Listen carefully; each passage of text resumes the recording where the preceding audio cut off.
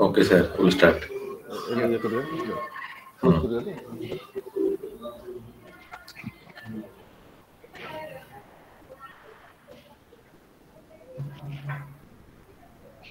A very good morning to one and all. Uh, I heartily welcome all the participants and our eminent expert, Professor Ranjit Kumar Sahu, to the fourth day of this FDP. Today, he will deliver the talk on an exemplary approach for production of multiple miniature features at a stretch using a single energy source based modern manufacturing process. Dr. Sahu, now working as an assistant professor in Department of Mechanical Engineering in NIT, Karnataka, Surathkal. He received his B and MTech degree from NIT Rourkela, and he received the doctoral degree from IIT Madras. He has a vast research and teaching experience, more than 15 years. He has received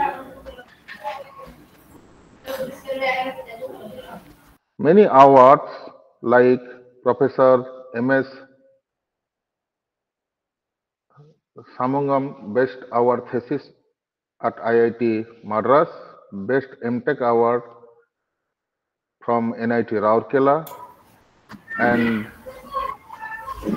secured first position during his MTech period at NIT Rourkela. He has received Ministry of Human Resource Development, recipient of Ministry of Human Resource Development scholarship from at when he was at IIT Madras. Similarly, he has also received the Ministry of Human Resource Development scholarship when he was working at NIT Rourkela. To the research output, if we say he has published more than 16 papers in different journals of international repute and attended around more than 20 conferences in national and international level. Now, he has one ACRB DST Government of India project is going under him. His current research area, micro and nano machining, nano materials synthesis, precision engineering, additive manufacturing.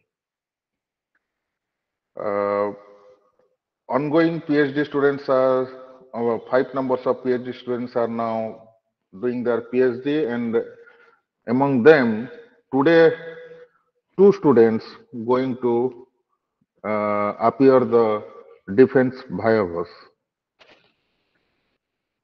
In addition to that, he has hold different administrative responsibility, administrative post, and he was working as coordinator, comprehensive examination committee at NIT Surathkal, acting as warden. Other information like serve as product development head at QIS College of Engineering Technology, Andhra Pradesh, serve as faculty research establishment head in Machine Shop, Manufacturing Division, Department of Mechanical Engineering, SRM University. So we are lucky to have such a nice person and a eminent personality, and having a vast experience in field of manufacturing area. So I like to again welcome Professor Ranjit Kumar Sahu to preside the session.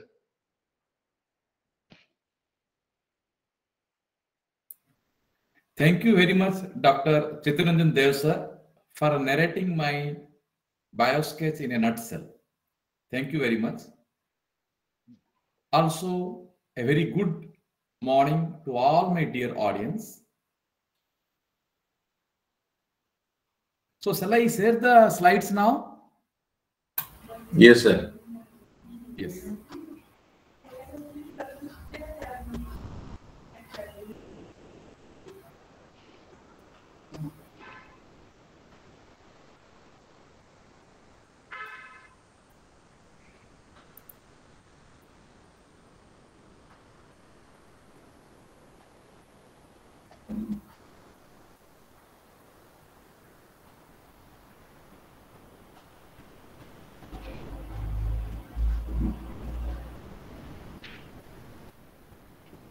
Is it visible? Yes, sir. Yes, sir. Yes, sir. Yes, sir. Okay.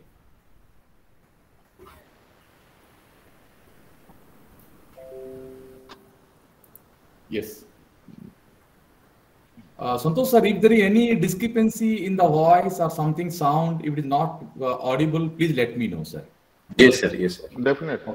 Okay, okay. So, first of all, I express my a very hearty and sincere thanks to the Vice Chancellor, VSSUT Burla, and to the Head Department of Mechanical Engineering. Also, I express my heartfelt thanks to the coordinators, Dr. Santosh Kumar Sahu sir, Dr. Chitranjan Dev sir, Dr. B.R. Jali sir, and Dr. L. Das sir for their invitation and given me an opportunity to deliver a talk in the area of recent advancements in manufacturing processes. Today, I'm going to deliver a talk entitled An Exemplary Approach for Production of Multiple Miniature Features at a Stretch using a Single Energy Source Based Modern Manufacturing Process. Okay, so this title looks like a very, what we can say, a innovative title. I hope so, and very quite new approach we people have adopted in research point of view. I think that, my dear audience, as we know that a wide variety of modern manufacturing processes are available till date. Okay, so those manufacturing processes, that means the modern manufacturing processes, they are used to create or make various miniature features, or we can say various features or parts or components at micro level or sub-micron level, okay, individually. That means these modern manufacturing processes are used to create the micro features, or we can say sub-micron features individually, or we can say they're used to create or produce the micro features or sub-micron features, or we can say micro parts or sub-micron parts individually using their respective energy sources. Okay, you will come to know one by one in the forthcoming slides. So in this lecture, I would like to speak an extraordinary approach we have attempted, okay, to produce the multiple miniature features. That means we can say the multiple features which is at micro level and also at nano level at a single stretch using a single energy source based one of the advanced machining process. So how we have made an attempt to produce the multiple miniature features okay, using a single energy source via an advanced machining process, which is one of the modern manufacturing processes, okay, at a single stress. These things I will deliver one by one, okay. So in this present lecture, I would like to speak the talk in three parts or in three phases. In the first phase, I would like to speak about the overview of conventional as well as modern manufacturing processes, okay, followed by what is the advent of how the advanced machining processes has advented or arrived in a very brief way. Then I would like to deliver what is the importance of miniaturization, what are the various potential applications of those miniaturized features, and what are the various thermal, mechanical, and chemical based assisted processes which are available to produce the various multiple, that means various features, or we can say various multiple features, okay, in the present scenario. In the first phase. In the second phase, I would like to speak about the exploration on one of the advanced machining process, which is used to produce the multiple miniature features at a single stretch using a single energy source. Then in the third phase, I would like to speak about the various characteristic studies or characterization studies of those miniaturized or ultra fine features, very small features, which has been produced via one of the advanced machining process. Finally, I would like to give a brief glimpse about the application suitability of that product, which has been obtained from our site. Okay, so these are the outline of the current lecture. The outline includes overview of conventional manufacturing, what are the need for modern manufacturing processes, MMPS, and date classification. Then I will switch over to the advent of advanced machining processes, how the advanced machining processes has been advented. Under this content, I would like to speak about what is the need, what is the importance, what is the significance of miniaturization. Then exploration of EDMM, which is one of the advanced machining processes, okay, which is used for production of multiple miniature features in situ, or we can set a single stretch using a single energy source.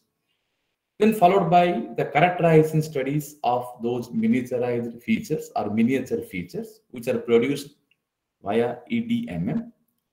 Then finally, a spotlight on nano features application, one of the miniaturized feature which has been produced by this EDMM.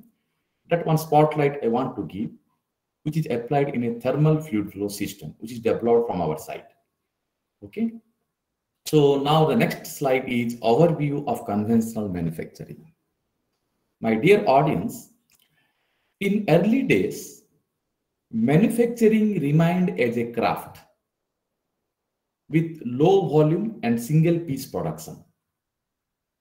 Okay, so this process was slow and inexpensive because of the absence of machines in those days. In 18th century, the use of hydropower and increased use of the steam power, okay, the efficiency of the production of the mechanical production was improved. However, in this millennium, with the advent of electricity, better engineering materials, machine tools, and development in automobiles, a wide variety of manufacturing techniques have been developed to prefer production of a mass number or a large number of parts or components. Therefore, the manufacturing is the backbone of any industrialized nation.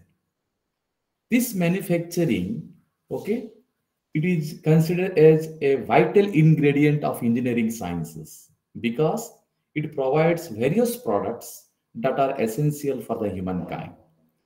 This manufacturing has improved the quality of products available to us, okay, through proper design for which we are enjoying today.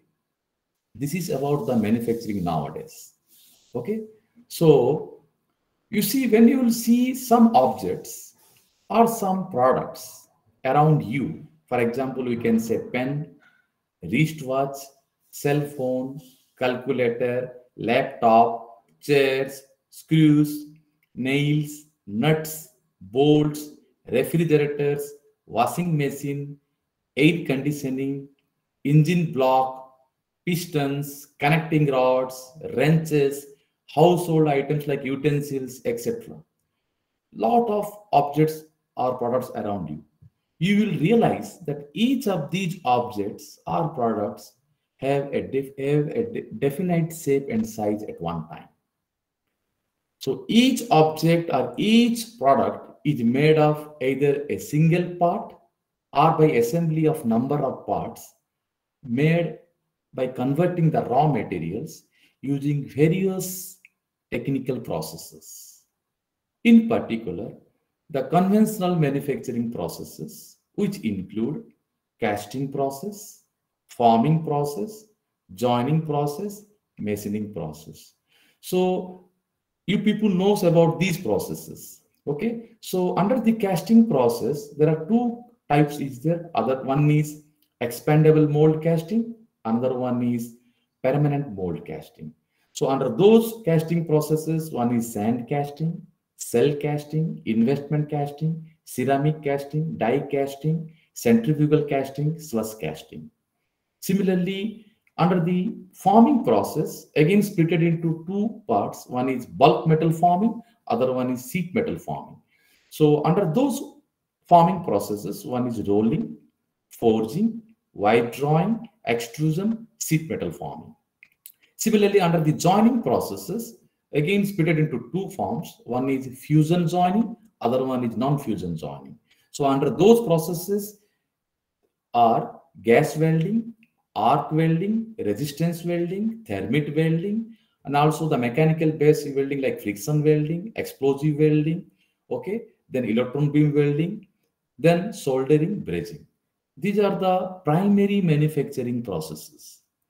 So when you switch over to the secondary manufacturing process, that we can say machining, these machining processes are those processes, as you know, we are called as material removal processes, okay, which are used to remove the material from the workpiece in the form of chips or debris using a cutting tool in order to obtain the desired geometry and surface finish.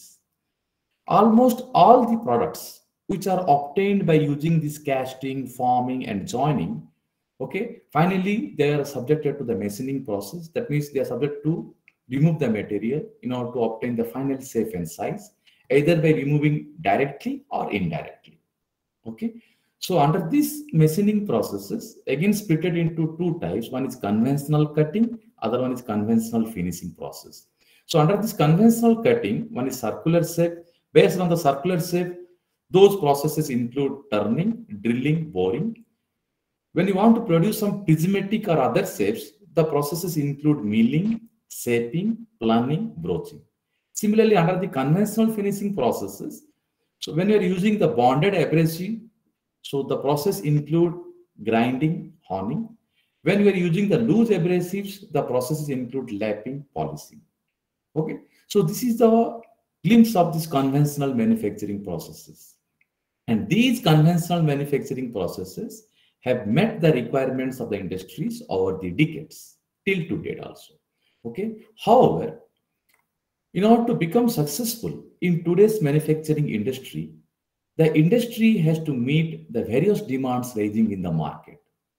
So what are those demands?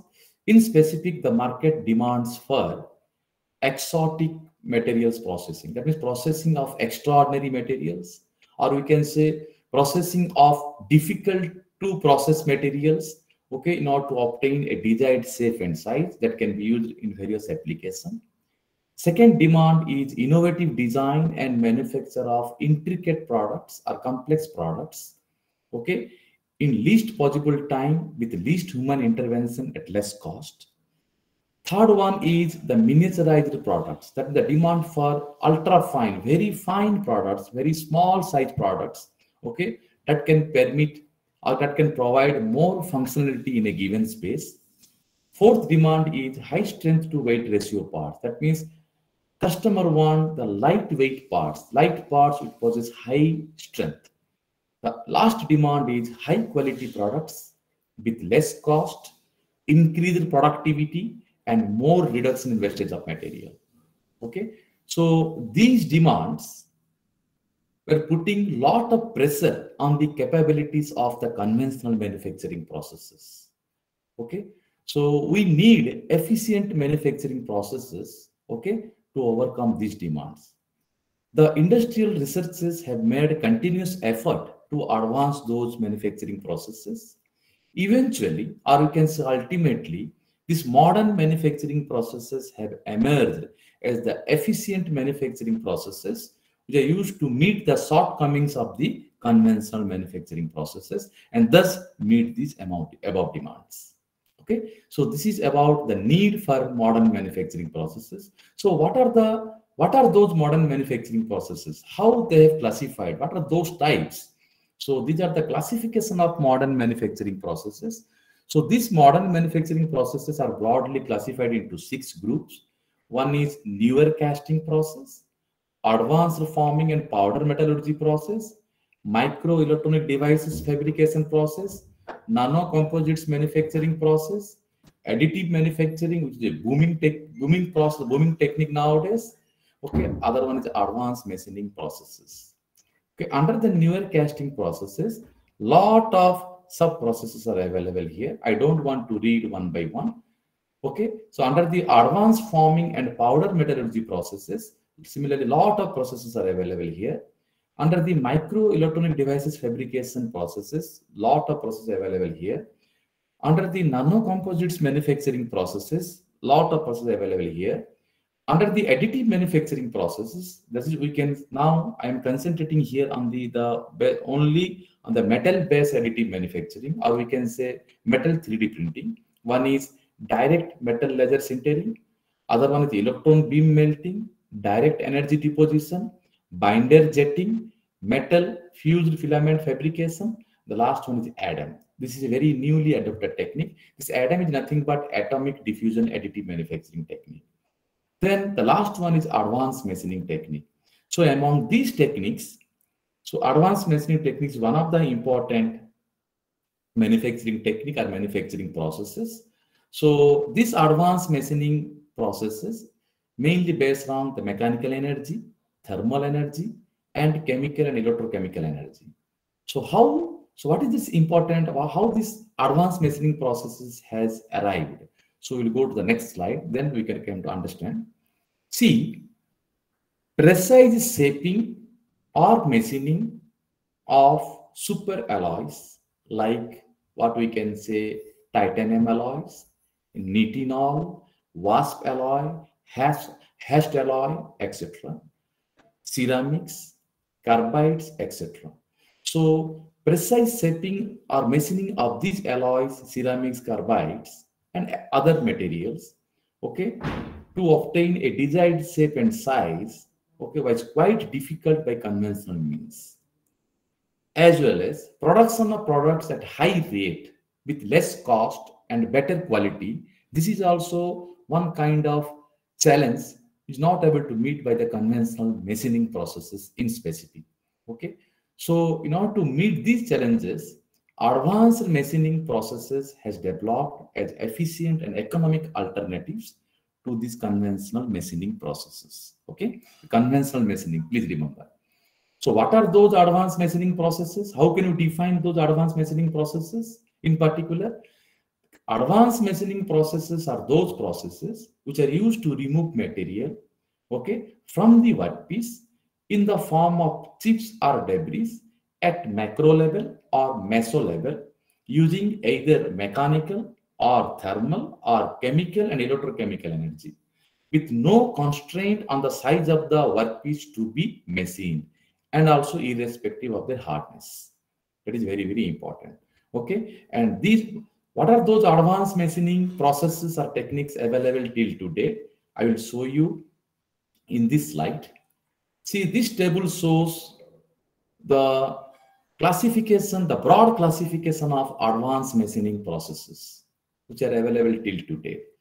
See, based on the mechanical energy, the advanced machining processes include USM, ultrasonic machining, abrasive jet machining, water jet machining, abrasive water jet machining. Okay, where the principle or the mechanism of material removal is mechanical erosion.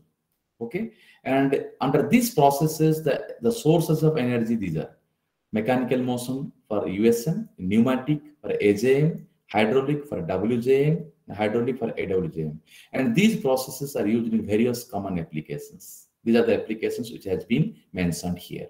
Okay, so similarly, based on the thermal energy, the advanced machining processes include EDM, electro discharge machining, EBM, electron beam machining, LBM, laser beam machining, IBM, ion beam machining, PAM, plasma arc machining. So in these processes, the principle of material removal is melting and evaporation of workpiece material, where the energy source for each of the process is for EDM, electric spark.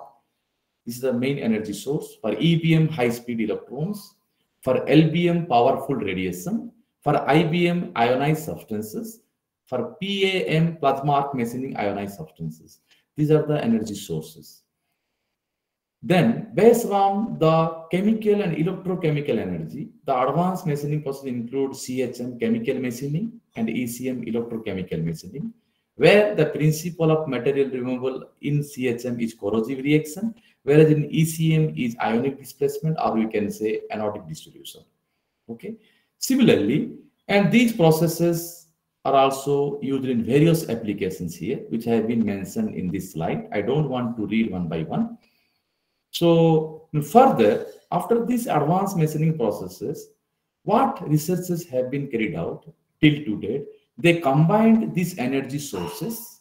Okay, they combined these energy sources, and they have proceeded for this hybrid form.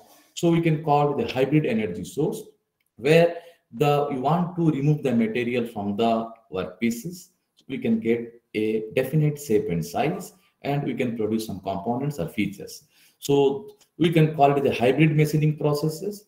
So under these hybrid machining processes, again, one process is ECSM, electrochemical spark machining, where the principle of material removal is melting and evaporation plus chemical etching.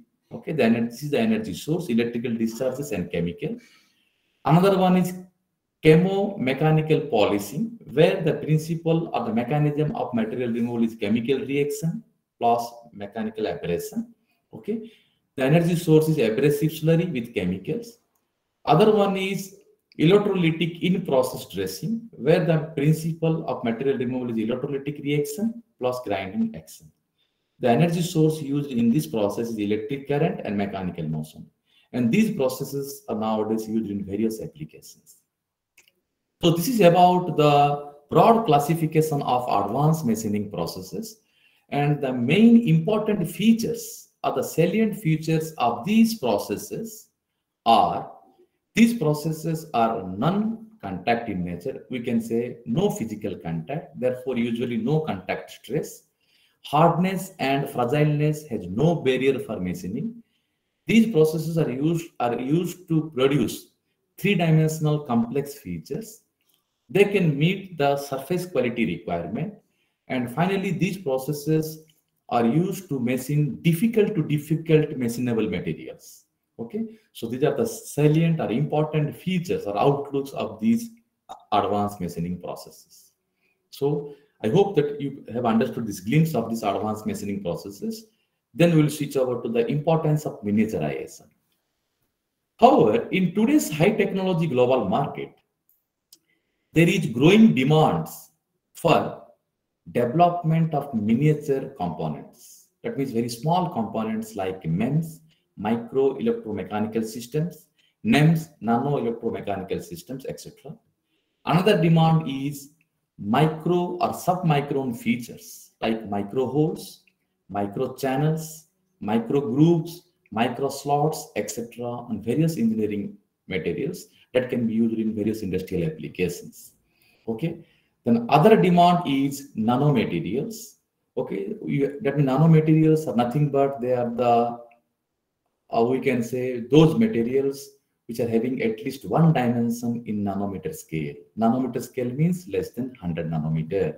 Okay, those nanomaterials include nanoparticles, nanorods, nanotubes, nanowires, thin films, nanocomposites, etc.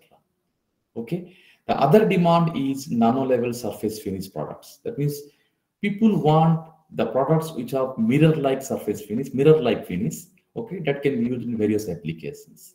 So why these demands are, why these customer demands are important? Why are they important? The main important thing is, okay, there will be a savings in material. That means you can save the material if you produce this type of features or components. Okay, there will be a savings in power. The system will be simple, light, and compact. There is ease of transportation, and those components or features will provide more, will permit more functionality in a given space. Then it can increase the system overall efficiency, etc. Okay, so that's why based on these benefits, to produce these demands, advanced manufacturing, or we can say the modern manufacturing processes at micro scale, or we can say at sub-micron scale, okay, has been developed, and they become much more increasingly important, okay, to meet these demands. So those modern manufacturing processes, which I told in the previous slides, and also in addition to that, other kinds of processes are there which are used to produce these nanoparticles also.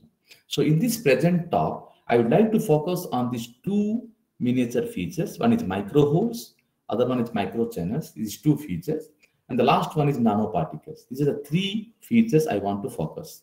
This micro holes, that miniature feature, micro channels, another miniature feature, nanoparticles, another miniature feature. Three miniature features, we can call it a multiple miniature features. Okay, and these micro holes and micro channels are used in various potential applications. I will show you in the next slide. And why I am concentrating specifically these nanoparticles among these nanomaterials, okay, the field of this nanoparticle technology has drawn a lot of attention among the researchers currently, and they have become a fast growing field. And these nanoparticles are nothing but they are the microscopic particles whose size lies in the range of 1 to 100 nanometer. And in the present time, these nanoparticles are used in various industrial, medical, and scientific fields because of their extraordinary properties as compared to its bulk form. Extraordinary properties, how that uniqueness arises? Because of their unique properties. Unique properties in the sense, we can say unique mechanical properties, unique thermal properties, then we can say unique electrical properties, catalytic properties, antibacterial properties, optical properties, because of their various unique properties. Okay, these nanoparticles played a significant role or important role in various industrial, scientific, and medical fields. Okay, now how their uniqueness arises? Their uniqueness arises due to their large surface area to volume ratio, okay, indicating that a large fraction of atoms present on the particle surface. That means the main important physics behind it in this nanoparticle, suppose let us say when you take a bulk metal, let us say bulk metallic piece, when you're scaling down or breaking down the bulk metallic piece into very fine particles, that we can say nanoparticles, what is happening? The behavior of those particles will tend to get affected by the behavior of these atoms. Why? Because those particles which have been scaled down, their behavior will be completely different as compared to its bulk form. Okay, why they are completely different? Because if you are scaling down the bulk metal into a fine nanoparticle which lies in the range of 1 to 100 nanometer, what is happening in that fine nanoparticle? That means that nanoparticle consists of some atoms or molecules. So the atoms at the surface of the nanoparticle, okay, will have a different environment as compared to the atoms inside the nanoparticle. Okay, let us say one nanoparticle. Okay, so their differences arises due to their asymmetrical environment. But in case of bulk metal, what is happening? Each atom is surrounded by similar ones, and thus they experience net zero forces. But in case of the fine particle, when scaling down, that is nothing. That thing is not happening. That means they have different environment. Okay. So what is happening? The atoms at the particle surface have a different energy distribution as compared to the atoms which is present inside the particles, the interior atoms. Okay. So, and those atoms at the particle surface have a high energy state, okay, as compared to the interior atoms. So the difference between the energies of atoms at the particle surface and the energy of atoms in the interior of the particle is nothing but we can call it as a surface free energy. That is the excess energy, okay, due to which the excess free surface energy, due to which the nanoparticles behave in a very extraordinary manner. That's why we will concentrate in this topic, these microholes, microchannels, and nanoparticles. Okay, now I will switch over to the potential applications of miniature features. That means in this talk, the miniature features include microholes, microchannels, nanoparticles. My dear audience, these advanced manufacturing processes, or you can say modern manufacturing processes, are used to produce these microholes. Okay, or we can say those microholes are used in fuel injection automatic nozzles. They are used in filters for food processing and textile industries. These microholes, that means you can act as a cooling holes in aircraft turbine blades. They are used in spinet holes for synthetic fibers. These microholes are used in catheters, needles, and other medical device components, etc. Similarly, the microchannels are used in nuclear reactors, MEMS devices, microfluidic devices, etc. Okay. Then last, the nanoparticles. I told you, nanoparticles exhibit unique or novel or extraordinary thermal, mechanical, electrical, antibacterial, catalytic, optical properties, etc. So, owing to their extraordinary properties, these nanoparticles are used in various interdisciplinary emerging applications. Indicatively, such applications include, they are used in automobiles, for example, in automobile radiators. That means these nanoparticles, when used in automobile radiators, that means they are used as a coolant in order to cool the engines while passing through the radiator. In the previously, people are using the conventional fluid, for example, water or ethylene glycol, which are passing through the automobile radiator and cooling the engine. But nowadays, when you are dispersing the nanoparticles in those base fluid or conventional fluid, that you can call it as a colloidal nanoparticle or nanofluid. When you are using that in a radiator, what is happening? It can offer the benefit, it can reduce the size of the radiator, it makes the radiator lighter, okay, and compact.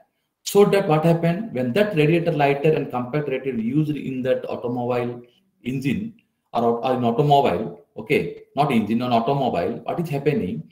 So it will reduce the drag force when the vehicle is moving, and it can enhance the heat transfer rate, though the nanoparticles are present, okay, and it increases the fuel economy.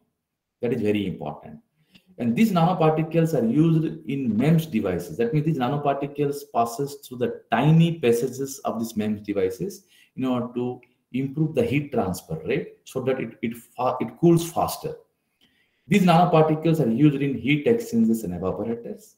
They are used in as a catalyst, that means in lithium-ion batteries for rapid charging and discharging capacity. Okay, they are used in rocket propellants. That means these nanoparticles are used in space rocket propellants, where it can increase the combustion rate so that there will be a faster energy release and the rocket will propel faster. These nanoparticles are used in explosives, okay, in defense application, in order to increase the detonation capacity of the explosives. Okay, these particles are used in drug delivery applications, for example, biomedical, to kill the various kinds of deadly cells. Okay, they are used in food protection, okay, to protect the food from bacteria. These are the various applications of these nanoparticles. Okay, So owing to the various potential applications of these micro holes, micro channels, and nanoparticles, okay, a wide variety of manufacturing processes have been developed by the researchers, and they have become more curiosity, okay, to study these things. So what are those processes available? I will show you here. It is very nice slide, this one. This is the broad classification of mechanical, thermal, and chemical assisted processes which are used for production of miniature features. You see, under the mechanical assisted processes, okay, when you are producing micro holes and channels, those processes include ultrasonic micromachining, abrasive jet micromachining. This is the advanced machining process at micro level. WJMM, water jet micromachining, abrasive water jet micromachining. Similarly, when producing nanoparticles, okay, one is ball milling, other one is lithography. So this comes under the top-down approach. So top-down approach is nothing but the bulk metal is crushed into the fine crystallites or crystalline particles. That is nothing but the top-down approach. So under the thermal assisted processes, to produce the micro holes and channels, the processes include EBMM, electron beam micromachining, laser beam micromachining, electro discharge micromachining, ion beam micromachining, plasma beam micromachining. For nanoparticles production, which is bottom-up approaches, bottom-up approach is nothing but, that means we can, under the bottom-up approach, we can remove the material atom by atom or molecule by molecule or cluster by cluster, okay? So you see here, this is the bottom-up approach. You can remove the material atom by atom or molecule by molecule. Then they forms a supramolecular, that means a large molecular structure. Finally, it becomes a particle. So those processes include wire explosion, laser ablation, submerged arc nanoparticle synthesis system, combustion flame, anodic arc, RF plasma, thermolysis, flame pyrolysis, induction heating, arc plasma spray, resistive heating, chemical vapor deposition, then EDMM, electro discharge micromachining. Okay, so this is the newly technique I will tell you. So under the chemical assisted processes, to produce the micro holes and channels, the process include chemical micromachining, then electrochemical micromachining. To produce the nanoparticles, these are also bottom-up approaches. One is chemical reduction, solution precipitation, sol gel processing, microemulsion, polyol, boiling flask 3-neck, microfluidic reactors. These all processes are readily available in various literatures, in various textbooks, reference books. You can go through it. That means it's available in everywhere, in various literatures. Okay. So these are the various mechanical, thermal, and chemical assisted processes were used to produce microholes, microchannels, and nanoparticles. Among these processes, okay, electro discharge micromachining is one of the process which has not been constituted as a prior art. Therefore, in the present lecture, I would like to focus on this EDMM. So this electro discharge micromachining is recently explored to produce the microholes, microchannels, and nanoparticles at a single stretch. At a single stretch in situ, that we can produce the multiple pieces in a single stretch, at a single stretch, using a single energy source at one slot, okay, so that those features can be used in various applications. So this EDMM process is recently explored to produce these multiple miniature features. How it recently explored, we will discuss in the next slide. So this is exploration of electro discharge micromachining for production of multiple miniature features in situ, in the present location. Okay, at a single stretch we can produce. You see how we can produce one by one, we'll come to know. So before going to the experimental part, so I will brief you the conceptual understanding of this electro discharge micromachining. What is this one? This electro discharge micromachining is one of the advanced micromachining process which is based on the spark energy which is created between the two electrodes. One is tool, usually the cathode, and the workpiece, usually anode, and both the electrodes are surrounded by dielectric fluid. Okay, and this electro discharge micromachining process has been used for machining of micro features like micro holes and channels on various engineering materials. And these micro features are obtained by removing a tiny bit of materials in the form of debris okay, or chips through melting and evaporation phenomena using repetitive sparks between the electrodes. So when you are removing the tiny bit of materials in the form of debris, okay, so some of the debris will be evaporated and some are dispersed in the dielectric fluid, which we can be treated as unwanted materials till date. Okay, so it becomes a challenge for us to concentrate on these micro holes and micro channels and these debris. Okay, so at a single stretch, are you getting my point? So it becomes a challenge for us for these debris to collect these debris, to test those debris, and to reveal the structure of these debris. It becomes a challenge. So finally, what we did, we have explored on this production of these features like micro holes, micro channels, and debris as nanoparticles, okay, at a single stretch using a single spark energy source via electro discharge micromachining and their applications in various promising fields, which has been recently addressed as a new approach. So how you approach this one, we'll come to know in the next slide. Experimentation part. This is the experimentation part. My dear audience, this is the block diagram of the indigenously developed EDMM, electro discharge micromachining experimental setup. This is the photographic view of the setup. And this setup is nothing but the close-up view. What is the close-up view? I will show you here. And this is the another newly developed setup similar to that one. Why it is developed, I will tell you. See, this setup consists of a tool. It is a micron size tool whose diameter is, we have taken in the present lecture, 0.5 mm diameter. Okay, and the tool material is copper, we have taken in this lecture. And the workpiece is nothing but also copper. Okay, so the workpiece size is 50 mm length, then 30 mm width, 30 mm, the 0.3 mm thickness, not 0.3 mm, yeah, 0.3 mm thickness we have taken, 0.3 to 0.4 mm thickness we have taken. Okay, so the tool is connected to the DC power supply, the negative terminal of the DC power supply. The workpiece is connected to the positive terminal of the DC power supply. That the tool, we can say cathode, workpiece anode. Both the electrodes are immersed in the dielectric fluid. Okay, and they are separated by a small gap that we can say spark gap. Okay, and this dielectric fluid is contained in an ultrasonicator. Okay, this is the ultrasonicator. This is the ultrasonicator. This ultrasonicator used to produce ultrasonic vibration at a frequency of 55 kilohertz. Okay, so in order to prevent the agglomeration of those debris which are producing during the experiment or during machining. Okay, so this ultrasonicator also aids or also helps in removing the debris from the spark gap region and avoids the accumulation of debris in the spark gap. This will result in stable spark discharges and increases the machining efficiency.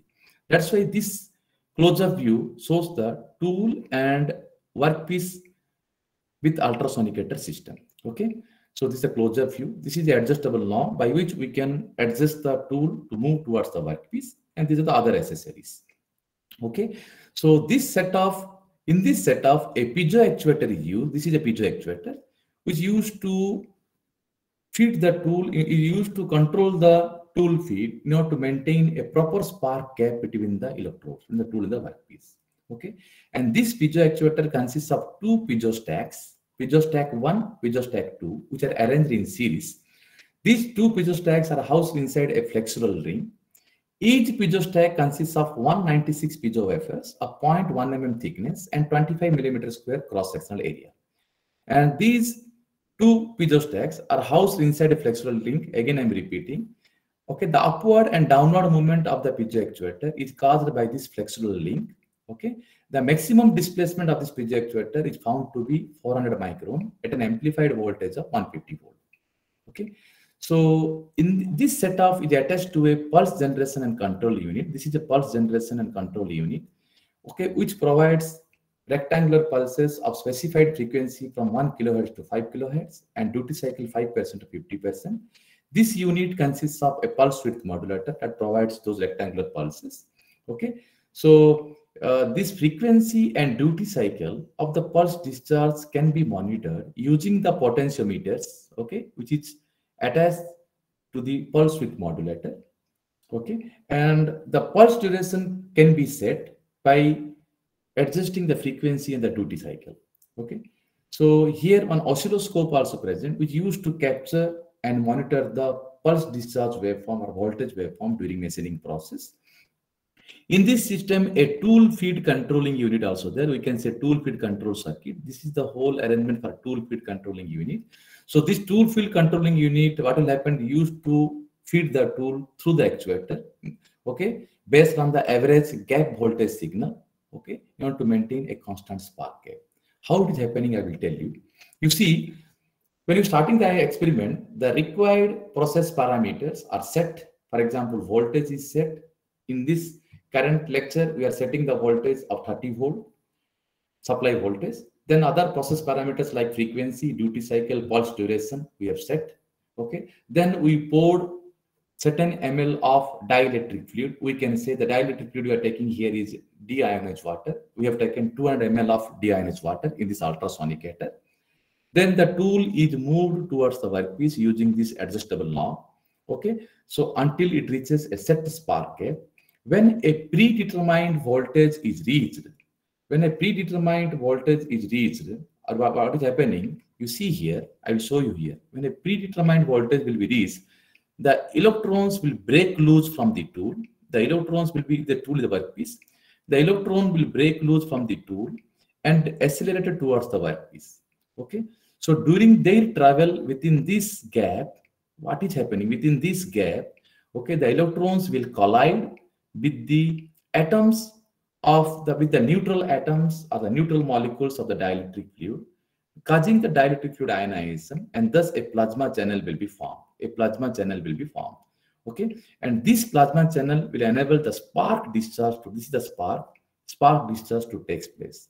Okay, due to the spark, a localized intense heat will be produced, which is equal to the melting and evaporation temperature of the workpiece, which increases the temperature of the workpiece in a narrow zone, and thus the material will be removed from the workpiece, okay, in the form of debris, leaving behind a small crater on the surface of the workpiece. It may be one small blind hole, or we can say small slack. Okay, that means channel.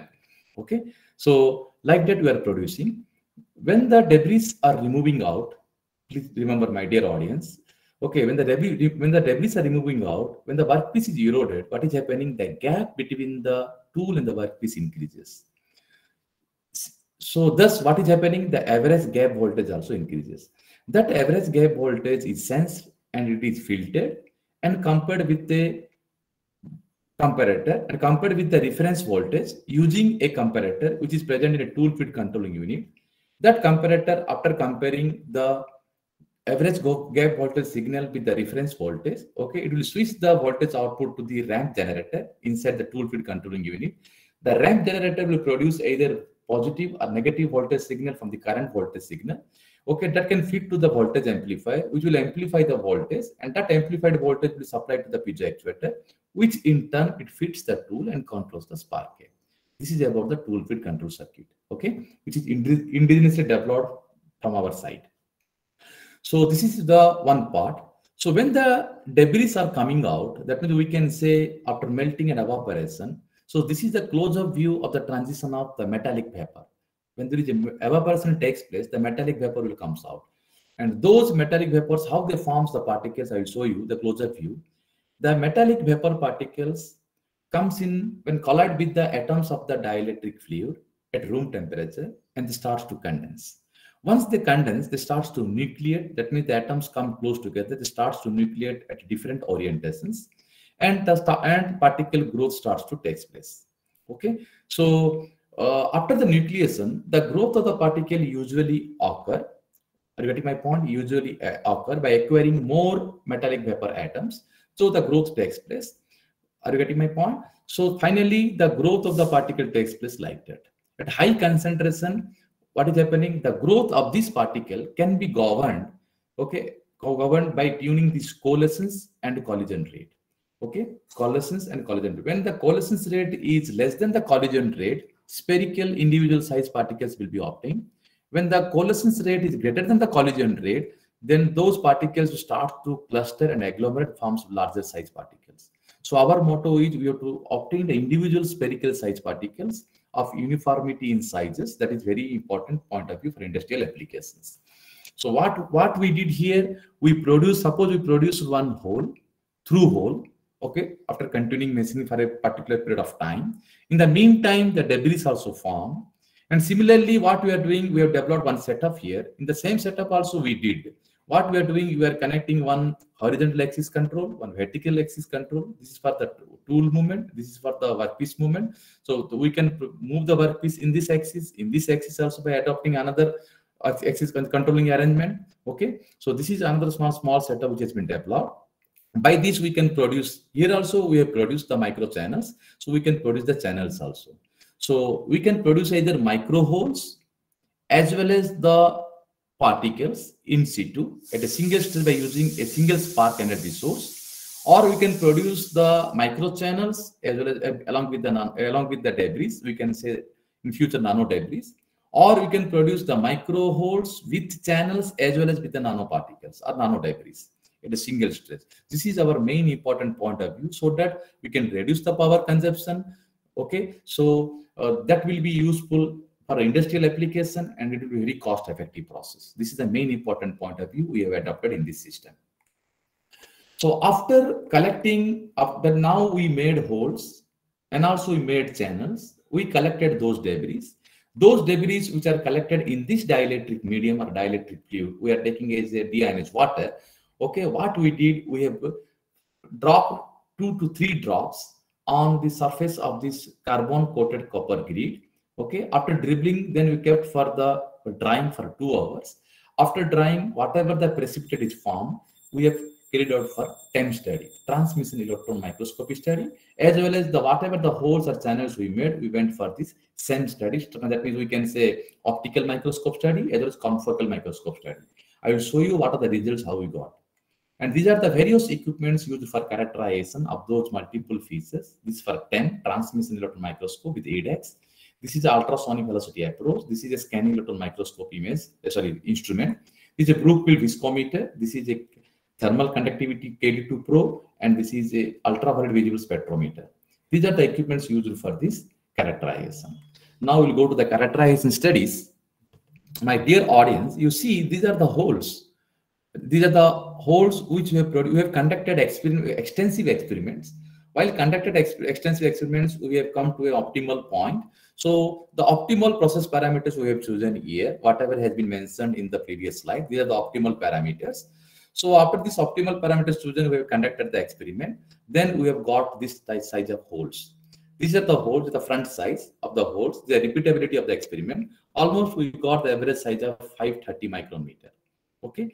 Then here you will come to know that in these holes, the side sparks is very less. Why? Because we are making a stable spark discharges by adopting the ultrasonicator. Okay, and we are getting almost the that means we can say approximate size with respect to the tool. Okay. Similarly, by using this by optical microscopy, we have made the channels, and the width of the channel found to be 519, 30, 544 micrometer. These are the repeatability study. And almost this is also coming 530, 535 micrometer, the width. And this is the confocal microscope image for this, that means channel. Here we saw some kind of tapering of this channel, some point. Why taper happened means, when we use the tool, after some time of the machining, the tool becomes small taper. That the diameter of the tool at the tip reduces. So what is happening after reduction, the replica of the tool will be on this channel. It is quite inherent during the machining process. We got small types of tapering for this one. This one we have to overtake diffusion cases. Hello, sir. Any problem? Hello, sir. Any question? No, sir. No, sir. Okay. No, sir. Yeah. Somebody disturbance is there. Okay. Then we have made these micro holes and we have made these micro channels. And in addition to that, when you have carried out this, when you machine these micro holes or micro channels, in the meantime, we are getting those debris. Those debris we have collected and we have characterized. And after characterizing what we got, I will discuss in the next slide. You see, Initially, the debris what we have collected, those debris are agglomerated. That means the size, that picture is not projected here. So those agglomerated size almost reaches to 1000 nanometer. That we can call it as a one, that means 1 micron sizes, rather than we're not getting the nano sizes. Even though we have provided the ultrasonicator, the ultrasonicator is not so much effective to prevent the agglomeration of the particles. And at last, what happened? You see this figure. This is the visual inspection image. When we produce this copper debris in DI water, after 4 hours of this production, when you collect it, you see the copper particles are sedimented at the bottom. So this indicates poor dispersion stability of those copper particles in DINS water. So in order to overcome this difficulty, we have attempted one stabilizer, that is one polymeric material, that is PVA, polyvinyl alcohol. So this stabilizer we have adopted in order to study their effect during the interaction between the particles. So this stabilizer exhibits exemplary properties, or you can say extraordinary properties, such as it is non-ionic, water soluble, okay, then it's strong film forming quality and wetting effect. As per the chemistry aspect of these copper particles with DI water, we have conducted extensive experiment to select these stabilizers. Finally, we have selected one of the stabilizers, this one. So when this stabilizer is added with this DI water, it forms a solution. Then we have conducted the experiment under the same input conditions. You see, after conducting experiment when collected and went for the TEM study, this TEM image shows the bright spots. The bright spots, crystalline spots, represents the copper particles, okay, whose size lies in the range of 2 to 10 nanometer with a mean size of 7 nanometer. And this size analysis has been carried out using an image processing software. You see the size distribution follows almost log normal distribution. Okay, so when you use this PVA stabilizer, the size is reduced to mean size 7 nanometer. And this is the EDEX pattern, energy dispersive analysis X-ray pattern. So this pattern shows the characteristic elemental peaks of copper particle, okay, which indicates the transition of electrons to the cell K and L cell of copper atoms. This indicates that the presence of copper particles in the medium. Okay, as copper contains high atomic density crystallographic facets, so what is happening here? The various characteristic peaks are obtained. The copper peaks are obtained. In addition to that, some small amount of iron also rised here, because there's some kind of impurities we got. And the carbon and oxygen peak is due to this PVA stabilizer. And this impurity, that means it cannot be excluded here, and we have to look over the future perspective. Okay, so this is the EDEX pattern, and this is the SAED pattern, that means selected area electron diffraction pattern. So this pattern also used to identify the crystal structure of the copper material, okay, whatever dispersed. So this pattern shows some rings of, okay, that means at different planes.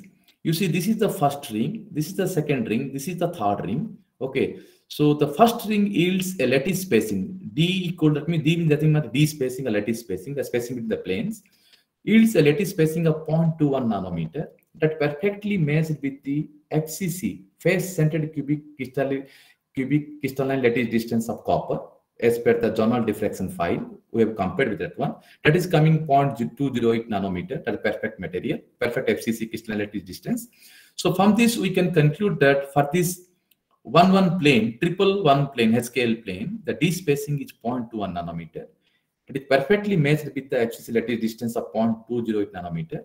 Similarly, the lattice spacing for the next 2 rings, that is this ring corresponding to 200 plane and another ring corresponding to 220 plane, yields the lattice spacing of, for this one, 0.18 nanometer and this one 0.126 nanometer. That is also perfectly matching with the HCC crystalline lattice distance of copper.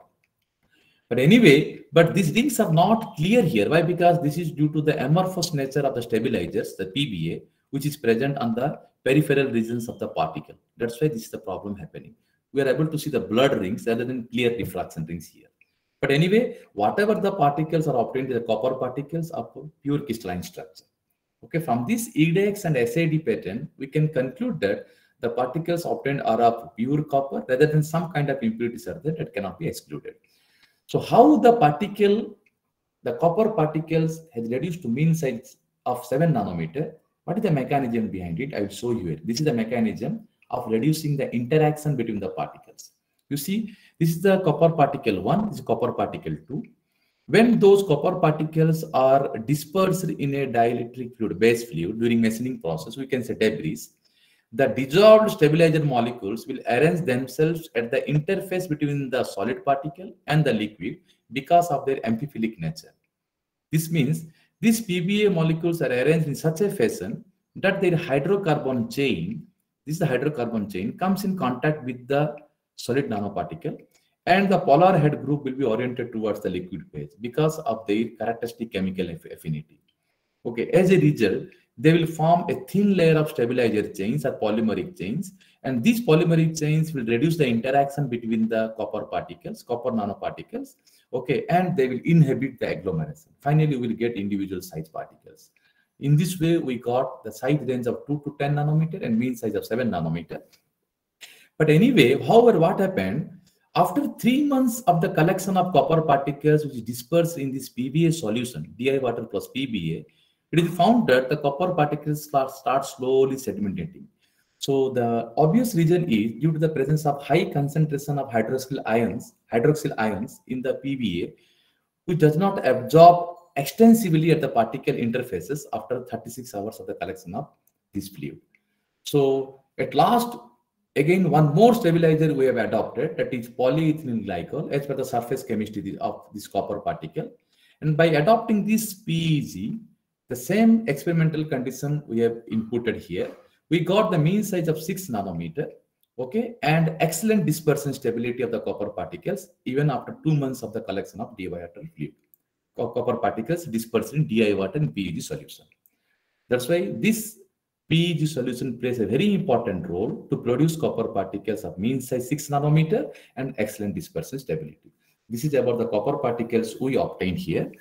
So this is the size we have measured. The second thing is the concentration of these copper particles.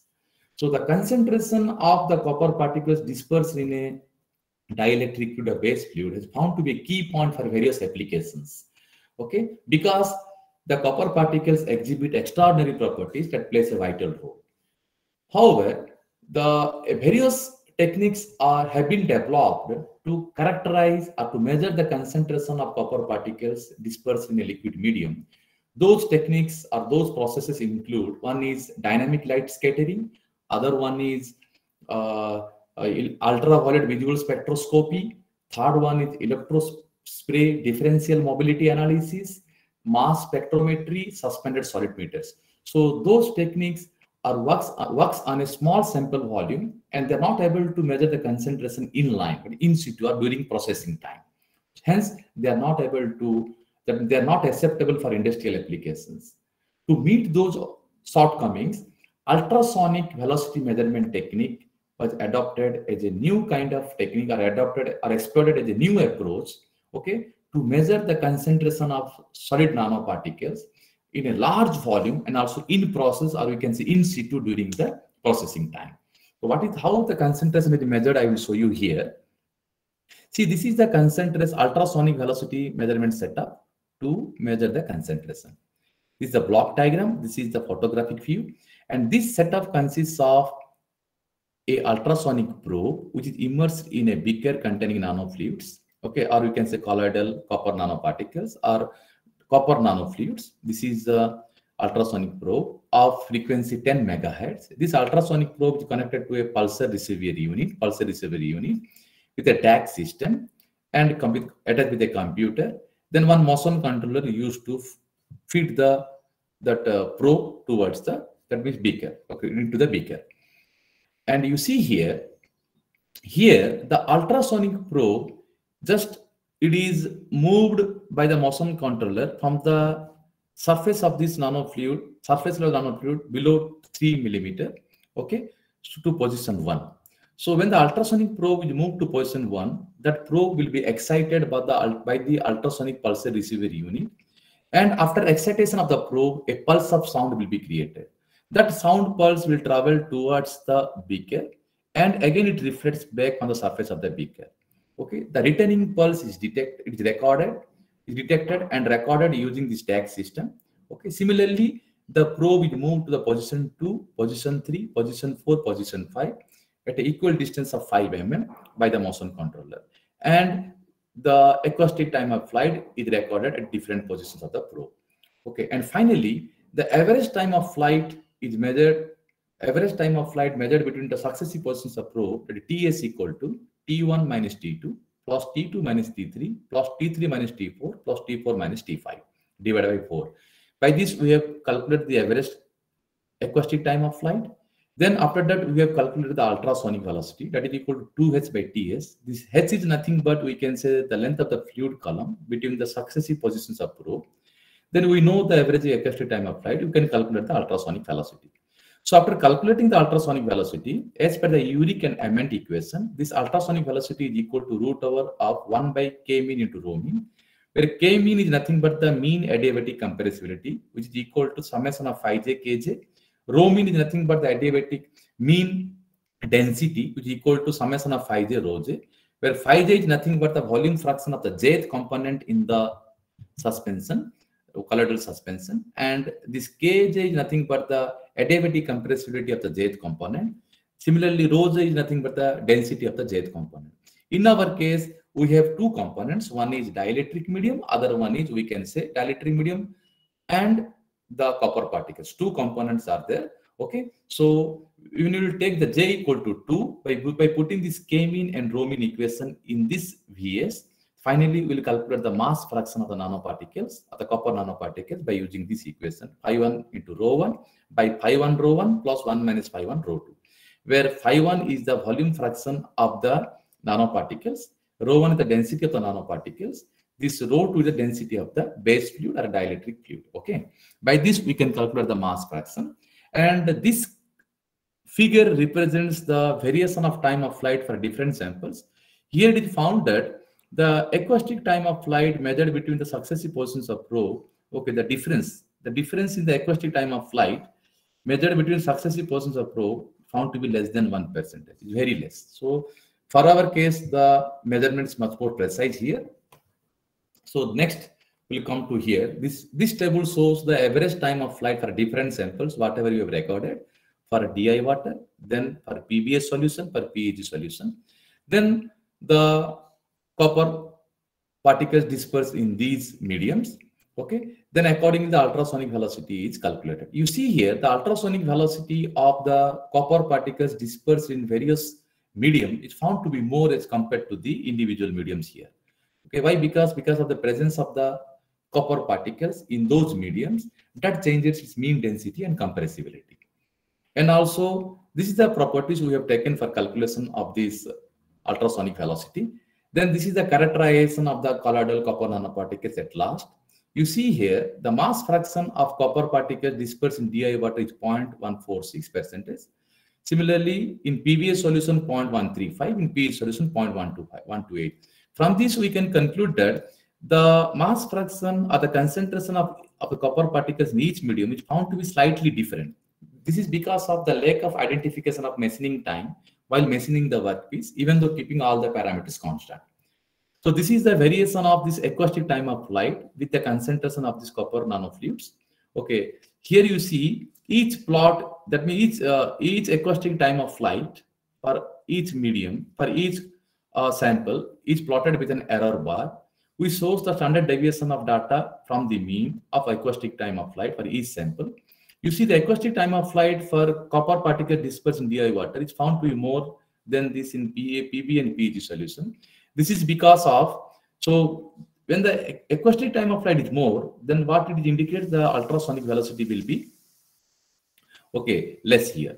So the decrease in the ultrasonic velocity of copper particles in DI water as compared to in PB and PE solution is mainly due to the interaction between the particles is conferred by aggregation or agglomeration. Due to that, the adiabatic compressibility and density is greatly enhanced.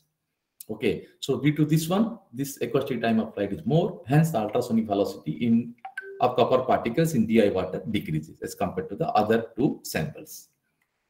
Then now the thermal conductivity measurement, this also plays a very important role. Apart from this concentration, the thermal conductivity of the copper nanofluids, or we can say colloidal copper nanoparticles, or we can say the copper particles which disperse in a base fluid, a dielectric fluid, plays a very important role in industry. Because the thermal conductivity enhancement of the base fluid, okay, that means has been gained a remarkable attention in various industries.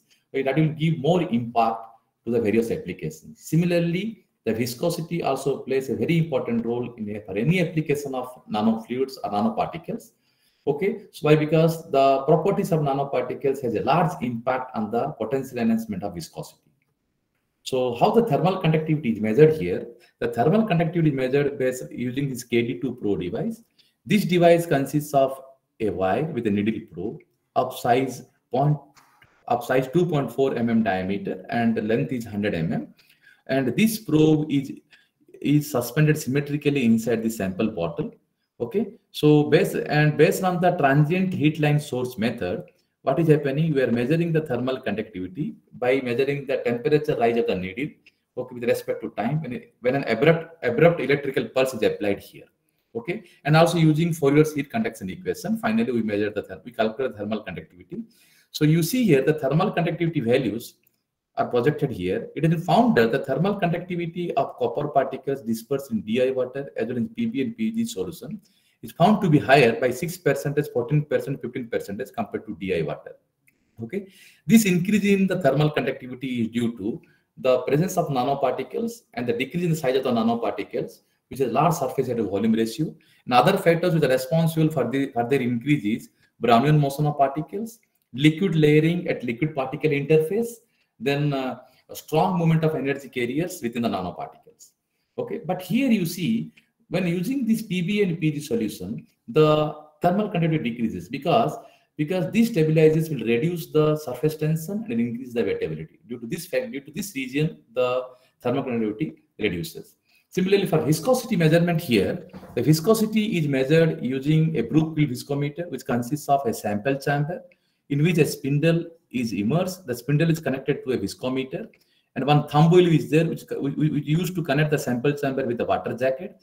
This water jacket is used to control the temperature at a precise rate by circulating the water inside the water jacket through inlet and outlet channels. Okay, so when the spindle starts to rotate at a certain speed, at a certain RPM, in this case 120 RPM, what has happened? It generates a shear on the fluid or the fluid sample. So that causes the fluid to move. So the viscous drag of the fluid against the spindle is measured by using the spin deflection. Okay, and that viscosity is measured by using this equation. That is, it is a shear rate, and this is the dynamic viscosity. This SR is nothing but the spindle rate constant, and this is the RPM. And this tau equal to TK. TK is the viscometer, that means a torque spring constant. It is a spindle multiplier constant, spindle's rate constant. Okay, this is a viscometer torque. By using these equations, we have calculated this dynamic viscosity. Okay, here it is found that the viscosity of the copper particles dispersed in DI water and PB and PE solution found to be increased because of the presence of nanoparticles and the decrease in the size of the particles. That has more impact on the potential enhancement of this viscosity. But here, when you're adding the PB and PG solution, the viscosity increases compared to DI water. This is because of the presence of this polymer, which forms a long chain polymer molecules that fills the network in water, forming a gel-like structure.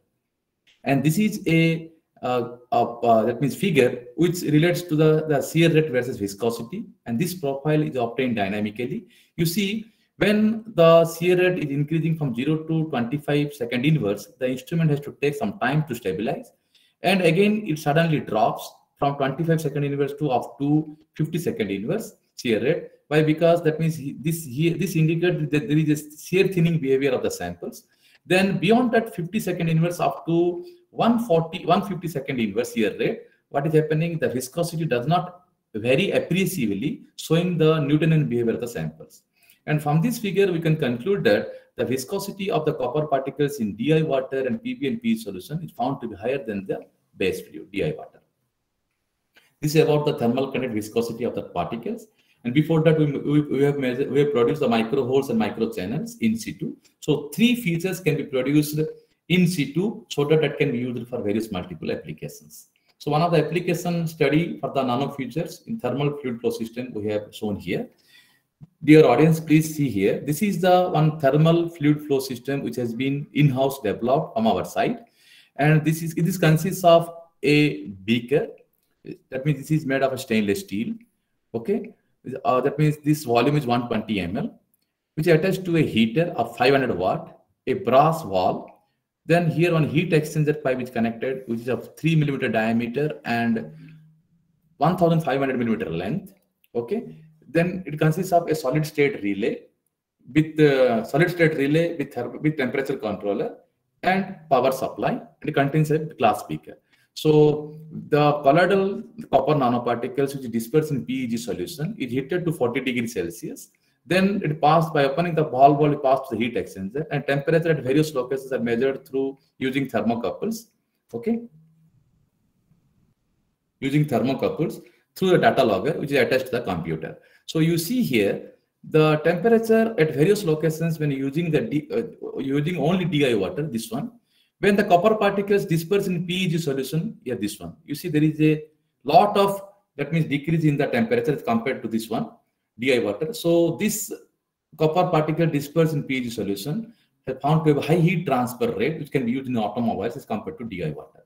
And these are the two books which have been published recently. This is from CRC Press, and also now within 1 month before, in this month only, this book was published, which is written last 3-4 years, Modern Manufacturing Technology Spotlight and Feature. It's a very good book. And this book, that means, consists of most of the practical applications and very narrative and very concise way we have written this book by this. And our book has been evaluated in various universities at present, in MIT, Stanford, Harvard University, Cambridge, ETH Zurich, then Oxford, California, all those things are there. Thank you.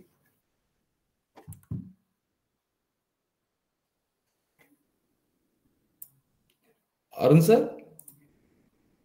Santosh sir? Hello. Yes, sir. Now, am I audible? Sir, it is audible, sir. Yeah. I think so, sir. I made a little bit fast, right? Because I have set a meeting now, that's a little bit made fast. But it's the correct time, right? Sir, no issue, sir. It is correct time, sir. Okay. Sir, thank you, sir. Now I request our co-coordinator, Professor L. Das, to propose the vote of thanks to Professor Ranjit Kumar, sir. Anybody, any questions, sir? Please let me know. The forum is open to all. Okay. Yes, sir. Yes, I request all my participants, if you have any doubt, you can ask.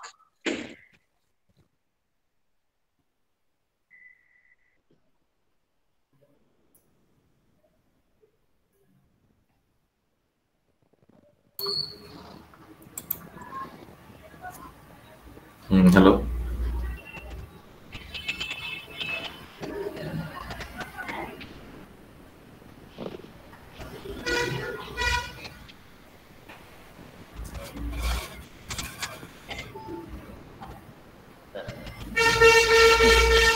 Okay, if there is no more doubt, Santosh sir, shall we wind up now? If there is no more doubts, that means no problem.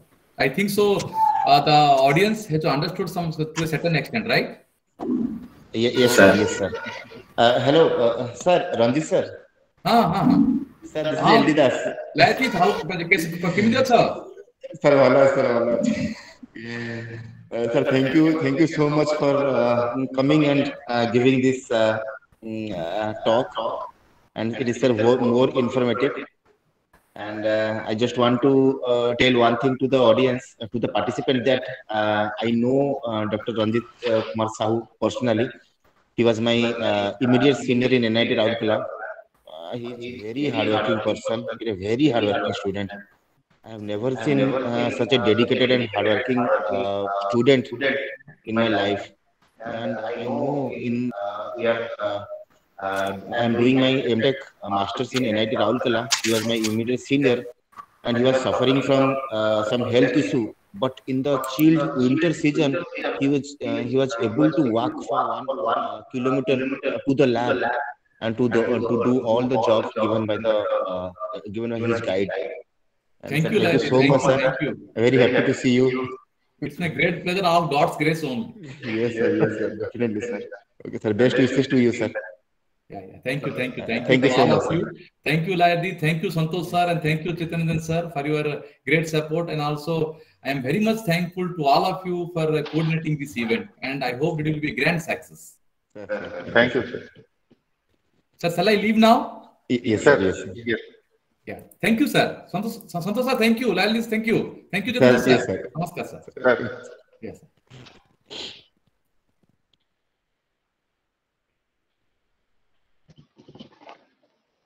ତାହେଲେ ଆପଣ 20 minute time ମିଳିଗଲା ହଁ ଆମେ start କରିଦେବୁ।